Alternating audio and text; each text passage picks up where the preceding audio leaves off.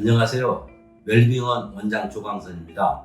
줄기세포 연구가이신 이장호 박사님을 만난 이후로 박사님이 이뤄낸 훌륭한 업적에 너무 반해서 지금은 본인도 이 박사님의 연구에 기초하여 이것을 임상 적용하는 방법에 대해 연구를 집중하고 있습니다. 주변에 난치병으로 고생하시는 분들도 참 많고 더불어서 줄기세포 치료에 대한 수요도 많은데 안타깝게도 알려져 있는 일반 내용들이 올바른 지식에 근거하지 않은 것들이 많습니다. 오늘은 그 허와실에 대해서 꼭 말씀드리고 싶습니다. 더불어 이장호 박사님이 연구하신 업적을 소개하고 그것에 기반하여 어떻게 실제 임상에 적용하여 난치병 치료와 불로장생에 도움이 될 수 있겠는지, 이것들이 가능하겠는지에 대해서도 얘기해 보겠습니다. 먼저 줄기세포 치료하면 가장 흔한 것이 지방 조직에서 줄기세포를 분리 추출해서 이것을 배양하지 않고 그냥 다시 체내에 주사하는 방법이 떠오르는데, 현재 이 방법만이 합법으로 알려져 있죠. 이 방법 어떻습니까? 효능과 부작용이 궁금합니다.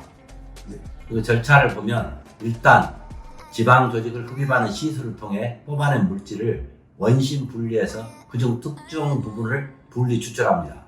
문제점은 분리 추출한 물질은 그 자체로 순수 줄기세포가 아닙니다.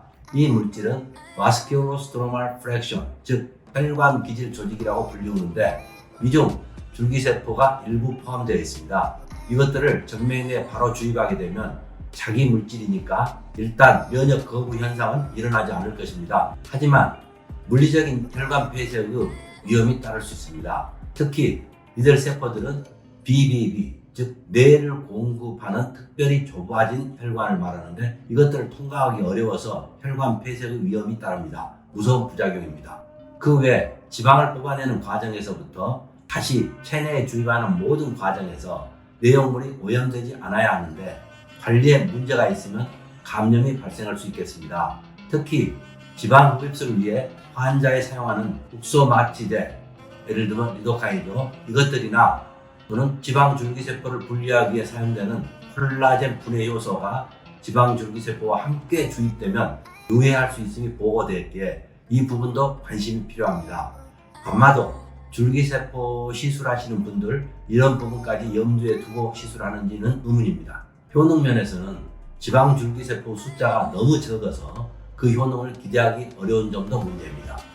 가장 최신의 분리 기술을 이용하더라도 100ml의 지방 조직당 약 90만 개의 지방 줄기세포를 얻는 수준으로 보고되어 있는데 치료 목적으로 주입하는 통상적인 임상시험에서는 줄기세포 숫자가 kg당 150만 개, 약 1억 개의 세포임을 감안한다면 1%에도 못 미치는 매우 적은 양이라 할 수 있습니다. 그냥 상식적으로 생각해 보더라도 내 몸속에 들어있는 지방 줄기세포를 뽑아내서 그만큼을 온전히 다시 주입해 준다고 하더라도 특별히 효능 면에서 더 나아질 것은 없어 보입니다. 그러면 지방 조직에서 줄기세포를 분리, 추출한 다음 이것을 바로 다시 주입하지 않고 배양하여 그 숫자를 늘려서 주입하는 발전 단계를 생각할 수 있겠는데요. 그 효능과 부작용은 어떠한지요? 그 절차를 보면 지방 줄기세포를 분리 추출하여 배양을 통해서 줄기세포 숫자를 늘린 후에 주입하는 방식을 말하는데 문제점은 첫째, 자기 세포를 배양하는 방식이어서 면역 거부가 없거나 적을 것이라고들 얘기하고 있지만 실제는 그렇지 않아서 면역 거부 반응으로 인해 효능을 기대하기 어렵습니다. 세포 배양의 배지로 사용되는 소우 태아 혈청에는 수없이 많은 양의 소우 단백물질이 존재하는데 배양하고자 하는 인간 세포는 그 양에 비하면 비교할 수 없이 적은 양입니다. 결국 배양 후 인체 내로 주입되는 내용물의 대부분은 소우 단백이고 이들 물질들은 면역 원성을 나타내는 이유로 많든 적든 면역 거부 현상을 피할 수 없게 됩니다. 실제로 배양 물질을 체내에 주입 후 면역 거부 반응에 의해 주입한 세포들은 얼마 후 사멸하게 되고 이 사멸한 결과물들이 약 7일 이내에 모두 비장에서 분해되고 있음은 이미 많은 논문을 통해서 증명되고 있습니다. 또 배양 과정에서 감염 예방을 위한 안전관리가 쉽지 않은 점도 문제입니다. 정맥내로 주입하는 경우에는 물리적인 혈관 폐색에 대한 우려가 따르고요. 줄기세포를 포함한 일반 세포들은 그 물리적 크기가 커서 뇌로 통하는 특별히 가느다란 혈관을 통과하지 못하고 걸리게 되는데, 이로 인해서 물리적인 폐색이 일어나면 위험한 결과가 우려됩니다. 또한 최근 연구 결과에 따르면 지방줄기세포에서 분비되는 세포외 소포는 유방암의 정식과 전이를 촉진시킬 수 있으며 2형 당뇨병 및 비알코올성 지방간 질환을 유발할 수 있음이 보고되었기에 각별히 주의해야 할 것입니다.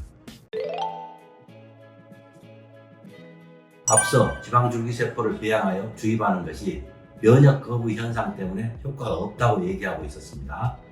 그러면 그동안 줄기세포를 이용하여 암이나 치매, 무릎 관절염 등 각종 난치병 면역 관련 질환들을 치료하는 데 효과가 있었다는 관련 실험 논문들이 꽤나 많이 존재하는데, 이것들은 무엇인가요? 예, 맞습니다. 동물 실험에서 배양 줄기세포들이 꽤나 효과가 나타났다는 보고들이 많이 있었습니다.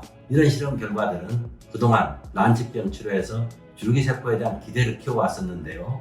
하지만 이들 실험 내용을 자세히 들여다보면 사용되었던 동물들은 모두 면역이 완전히 또는 대부분 억제된 상태에 놓여있는 실험용 쥐들이었습니다. 즉, 이들 동물 실험에서 긍정적인 결과들은 면역 거부 현상이 없는 상황에서는 줄기세포 주입이 실험 결과만큼 효과가 있을 것이라는 기대를 갖게 하는 근거가 됩니다. 하지만 면역이 억제되어 있는 실험용 쥐가 아니고 실제로 면역 거부 현상이 나타나는 사람에서는 그 결과는 당연히 달라질 것이며, 동물 실험에서 나타났던 긍정적인 효과는 기대하기 어렵습니다. 실제로 아직까지 제대로 된 성공 사례가 보고된 적이 없습니다. 시대적으로 지금은 줄기세포를 이용한 난치성 질환 치료에 대한 기대와 희망이 아주 큽니다. 따라서 수요도 넘치는데, 우리나라 현행법은 줄기세포를 추출하여 조작을 최소화하여 바로 인체에 주입하는 것은 괜찮지만 그것을 배양하여 인체에 다시 주입하는 것이 불법으로 되어 있어서 진료행위에 많은 제약이 따릅니다. 그런 이유로 코로나 문제가 생기기 이전까지는 참으로 많은 사람들이 일본에 가서 줄기세포를 배양하여 주사를 맞아 왔었다는 것은 이미 널리 알려져 있는 사실입니다. 왜 일본에서는 합법인데 우리나라에서는 불법인가요? 일본에서도 배양하여 주사하는 행위가 합법은 아닙니다. 일본에서는 배양 시설에 대하여 정부가 합격, 불합격을 따져서 허가를 해주고 있습니다. 배양한 연구를 위해서도 필요하니까요. 즉, 허가된 배양 시설을 이용하여 배양하는 행위는 합법이지만 그것을 사람에게 사용하는 행위는 인정하지 않고 있습니다. 얼마 전 일본에서도 불법 행위에 대한 대대적인 단속이 있었던 것으로 알고 있습니다. 그리고 일본에서도 역시 아직까지 줄기세포를 이용한 난치병 치료 후 제대로 된 성공 사례는 보고된 바 없는 것으로 알고 있습니다.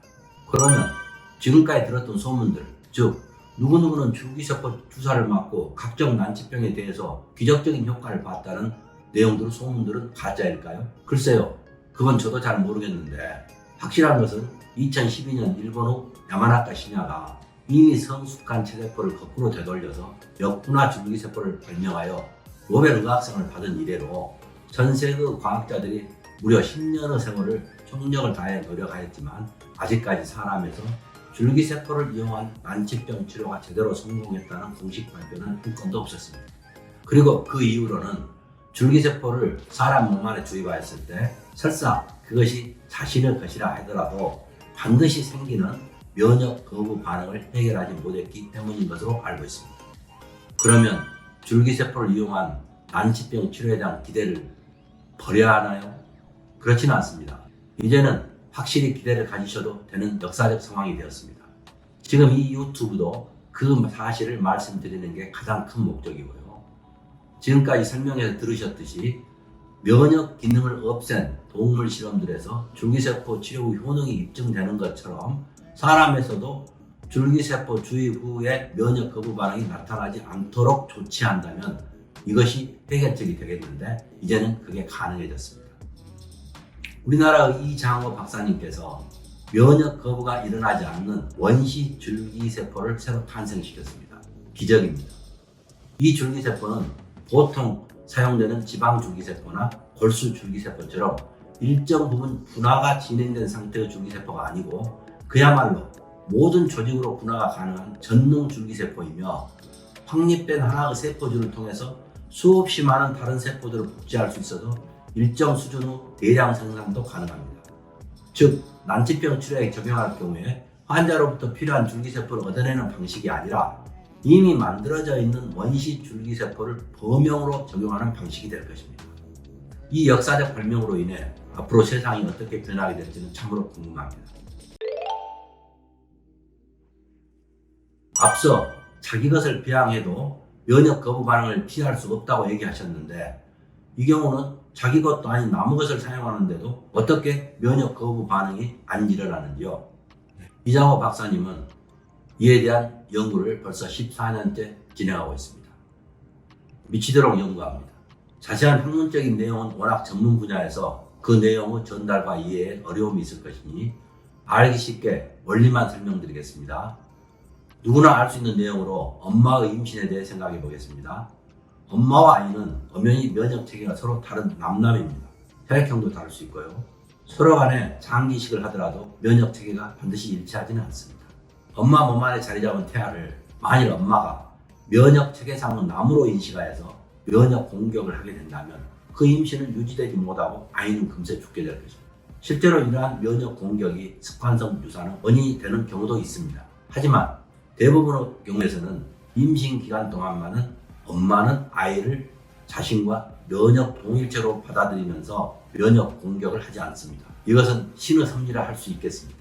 이장호 박사님은 임신 기간 동안에만 엄마가 아이를 면역 동일체로 받아들이는 특별한 환경에 대해 연구하였고 그 환경과 원리를 완전히 이해하여서 동일 환경과 원리 속에서 배양하는 세포는 면역 거부 현상을 일으키지 않음을 실험을 통해서 확인했고 그 환경 속에서 면역 거부를 일으키지 않는 원시 줄기세포 줄을 탄생, 확립시키는 데 성공하였습니다. 그리고 이 확립된 세포줄을 통해서 지속적으로 복제 생산이 가능하게 하였습니다. 설명에 대한 이해가 되시는지요?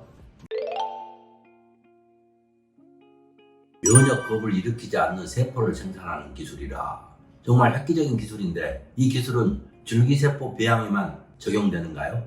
그렇지 않습니다. 줄기세포 외의 모든 세포 배양에 다 이용할 수 있습니다. 어느 정도 분할을 마친 특정 세포를 다른 사람에게 이식하여 효능을 나타내려면 필수적으로 면역 거부가 없어야 되는데 그런 세포를 생산하기 위한 배양에도 이용됩니다.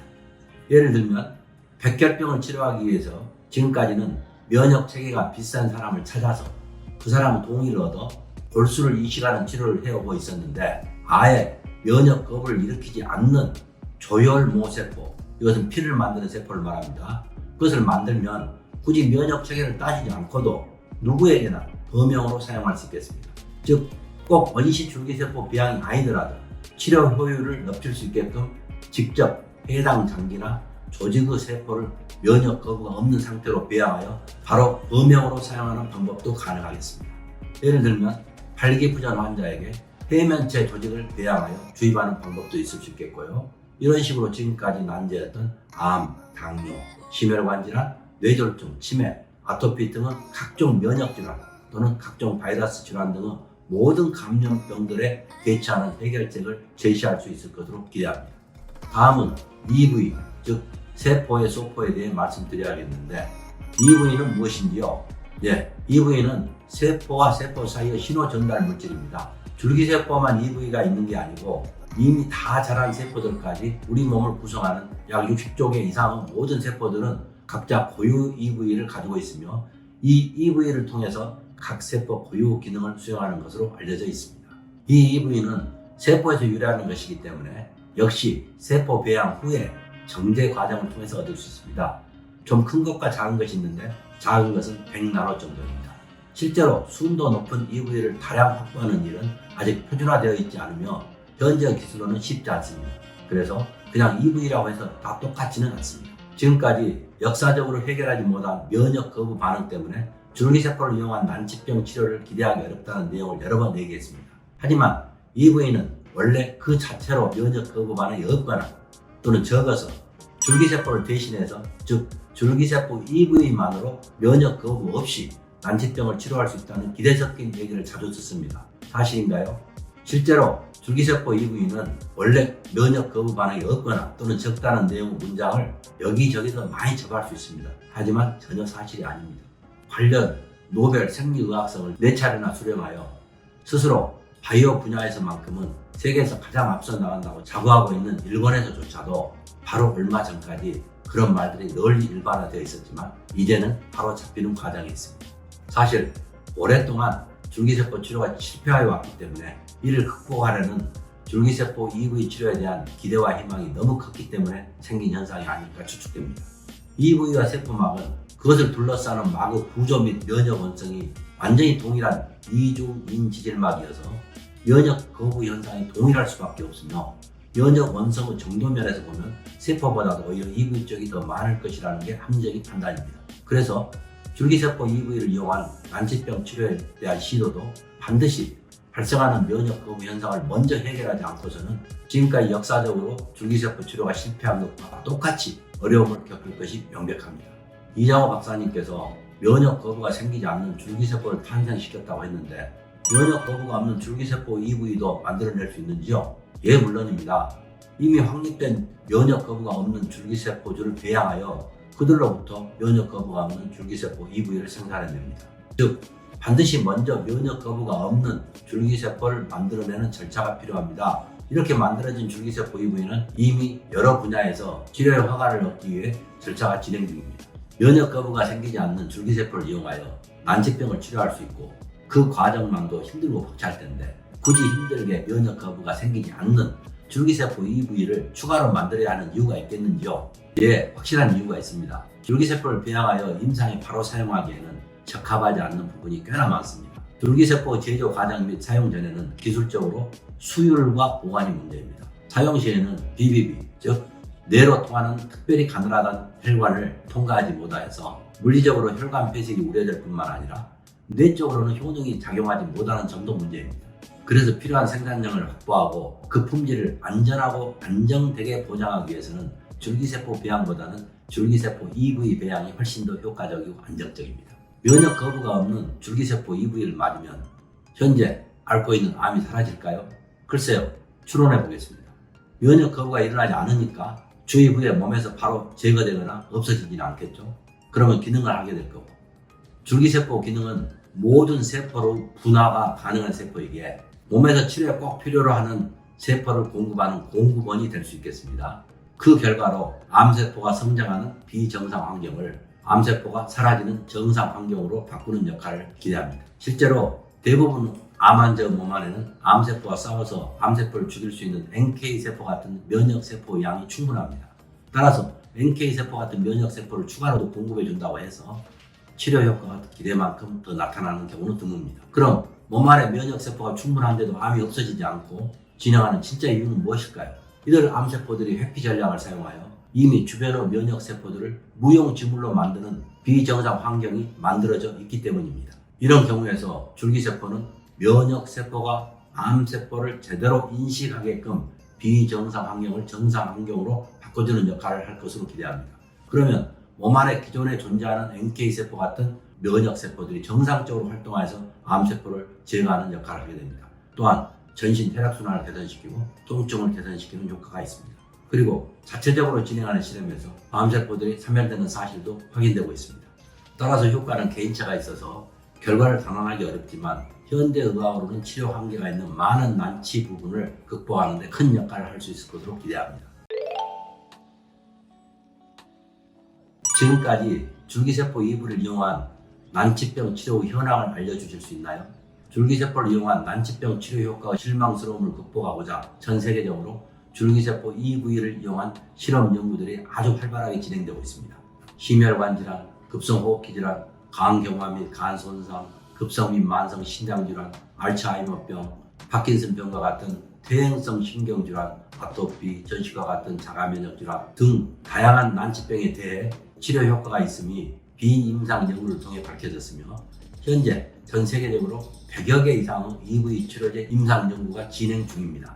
그러나 이러한 치료 효능 또한 앞서 말씀드린 바와 같이 면역계가 결핍된 동물 실험에서 밝혀진 것들입니다. 줄기세포 EV 치료제 역시 줄기세포 치료에서와 똑같이 면역 거부라는 문제를 해결하지 못하는 상황에서는 임상 단계에서 많은 어려움에 봉착할 것이 예상됩니다. 지금까지 박사님이 발명하신 면역 거부 반응이 없는 줄기세포 EV를 이용한 난치병 치료 경험이 혹시 있다면 소개해 주실 수 있겠는지요? 지금까지 면역 반응이 차단된 동물 실험에서 여러 난치성 질환으로 치료 효과가 있다고 나타난 사실들을 근거로 똑같이 실제 사람에서도 면역 거부 반응이 없는 이 박사님이 발명한 줄기세포 EV로 치료할 경우 동물 실험에서와 유사한 치료 효과가 있을 것으로 기대합니다. 실제로 대표적인 난치병인 아토피 피부염에서 임상 연구 결과를 말씀드리겠습니다. 면역 거부 반응이 없는 줄기세포 EV가 함유된 외용제를 피부에 바르는 것만으로 즉시 가려움증이 완화되었고,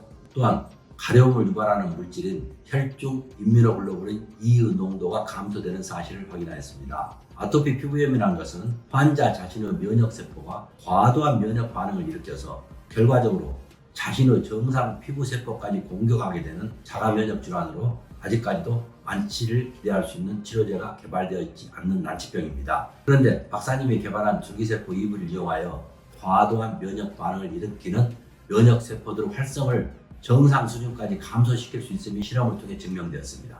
자, 이 부분을 좀 더 자세히 설명해 보겠습니다. 우리 몸이 코로나 바이러스나 병원균 또는 알러지 반응을 일으키는 다양한 외부 요인들에 접촉하게 되면 우리 몸은 이것들을 외부 항원으로 인식하여 면역 반응, 보통 염증 반응이라고 얘기들 합니다.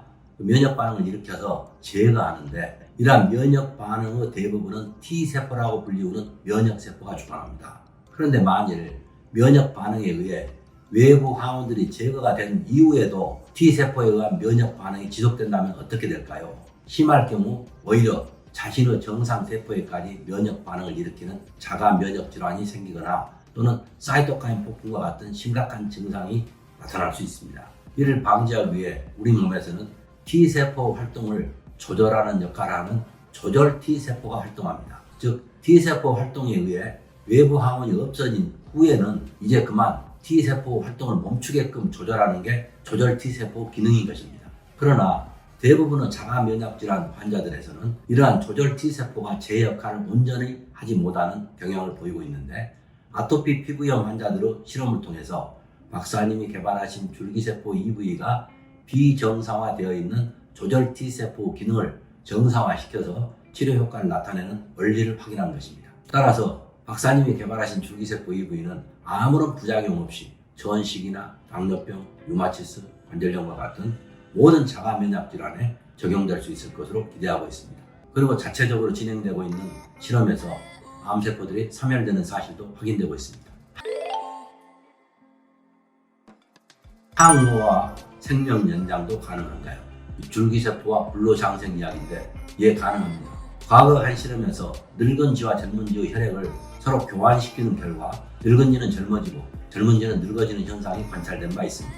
따라서 줄기세포 EV를 주기적으로 반복해서 일정량을 주입해주면 최소한 앞서 실험지에서 나타났던 결과 이상은 기대할 수 있을 것으로 생각됩니다. 실험지에서는 단순히 혈액만 교환하였지만 줄기세포 EV 주입은 그 이상의 효과를 낼 것으로 기대됩니다. 항노화라는 추상적인 개념을 좀 더 구체화하여 본다면 그 답은 결국 모든 생명체를 구성하고 있는 세포 단위의 항노화를 말합니다. 우리 몸은 생명 유지를 위해 끊임없이 외부로부터 영양분을 섭취해야 하며, 이 영양분은 우리 몸을 구성하는 세포들에 흡수되게 됩니다. 우리 몸의 세포들은 이 영양분을 이용하여 대사에 필요한 에너지와 단백질을 합성하게 되는데, 이 과정에서 불필요한 쓰레기 물질들이 필연적으로 생성됩니다. 이러한 쓰레기 물질들이 세포 내에 계속 쌓이게 됨으로써 결국 다양한 질병이 발생하게 되고 노화가 촉진되게 되는데, 다행스럽게도 우리 몸의 세포들은 이러한 자연 발생적인 쓰레기 물질들을 세포 내에서 분해하여 다시 에너지원으로 되돌리는 자가 포식 기능을 가지고 있습니다. 다만 이러한 자가 포식 기능이 노화 및 여러 원인에 의해서 제 기능을 하지 못하게 되는 상태에서 질병들이 생기고 거의 모든 질병들이 여기에 해당된다고 할 수 있습니다. 면역 거부가 없는 원시 줄기세포 EV에는 이러한 자가 포식 기능을 정상화할 수 있는 성분들이 다량 함유되어 있음이 밝혀졌습니다.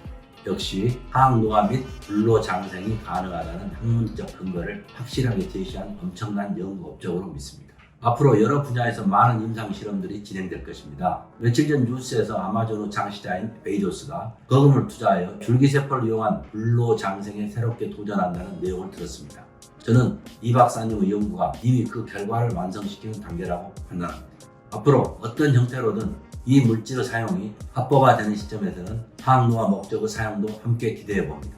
코로나19 치료에도 효과가 있나요? 예, 물론입니다. 이 부분은 정말 강조해서 주장하고 싶은 부분입니다. 이장호 박사님은 면역 거부감인 줄기세포를 연구하는 과정에서 또 하나의 획기적인 발견과 발명을 동시에 하였습니다. 아직 엄마로부터 오는 탯줄이 안 만들어져 있고 태아 스스로의 면역 시스템도 안 만들어져 있는 임신 초기 상태에서 온갖 외부 바이러스와 같은 병원균으로부터 태아 스스로를 보호하는 세포 단위의 보호 물질이 있음을 발견하였고 이를 대량 생산하는 방법도 함께 확립하였습니다. 그 물질은 소위 태초 만능항체 임뮤노글로불린 P입니다. 이 만능항체는 코로나19 외 각종 변이 바이러스뿐만 아니라 에이즈 바이러스 등의 각종 바이러스에도 모두 작용하여 무력화시키는 능력이 있습니다. 흔히들 항체를 하면 특이성이 강해서 딱 조합이 맞는 짝꿍하고만 결합하는 특성이 갖는데 이건 모든 형태의 공격 물질과 다 결합합니다. 그래서 만능항체입니다. 이 만능항체는 치료와 예방 효과를 모두 갖습니다. 출산 때 아이는 이 항체를 가지고 태어나며 살아가는 과정에서 오랫동안 이 항체의 보호를 받습니다. 그러다 점차 항체의 숫자가 줄어들면서 효과도 사라집니다. 이번 코로나 사태를 통해서도 확인되었지만 만 18세 이하에서는 코로나로 죽은 환자가 거의 없습니다. 극소수 환자가 있었지만 아마도 심각한 기저질환이 있던 특별한 경우일 것입니다. 이런 현상은 출생 때 가지고 태어나는 만능 항체로만 설명될 수 있습니다. 이 항체는 임신 초기에 한 번 만들어진 이후로 다시는 만들어지지 않는 것으로 판단됩니다. 이장호 박사는 세계에서 처음으로 이 만능 항체를 발견하여 2021년 8월에 소개하였습니다. 특이하게는 이 만능 항체도 역시 면역 거부가 없는 특별한 임신 환경에서만 만들어질 수 있음도 함께 밝혔습니다. 따라서 이 물질에 대한 정부 사용성이 떨어지는 상황에서는 모든 바이러스 질환에 대한 예방과 치료가 한꺼번에 해결되는 상황을 맞게 될 것입니다. 그날이 하루빨리 오기를 열렬히 기대합니다. 긴 시간 경청해 주셔서 감사합니다. 지금까지 엘빈의원 원장 조강선이었습니다. 감사합니다.